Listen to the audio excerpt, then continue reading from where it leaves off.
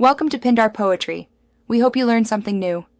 In this video, I will explain how to make tomato soup. First, you'll want to gather your ingredients. Start with about 2 pounds of ripe tomatoes. San Marzano varieties are excellent for a rich flavor. You'll also need 1 medium onion, 2 cloves of garlic, and 2 tablespoons of good quality olive oil.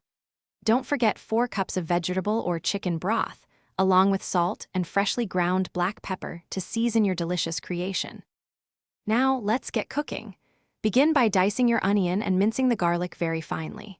Heat 2 tablespoons of olive oil in a large pot or Dutch oven over medium heat.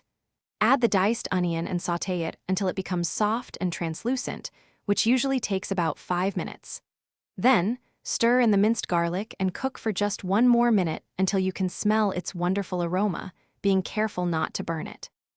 Next, add your chopped tomatoes to the pot along with the 4 cups of broth. Bring the entire mixture to a gentle simmer, then reduce the heat to low, cover, and let it cook for about 20 minutes. This allows all the flavors to meld beautifully.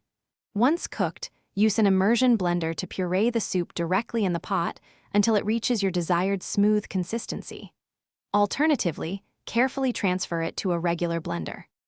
Finally, taste your soup and adjust the seasoning with salt and pepper as needed. Sometimes a small pinch of sugar can balance the acidity of the tomatoes.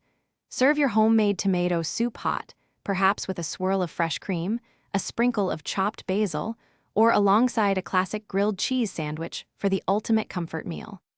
Don't forget to check the description below for a link to some amazing darn tough socks and other great deals. Thanks for watching. Consider subscribing if we helped you.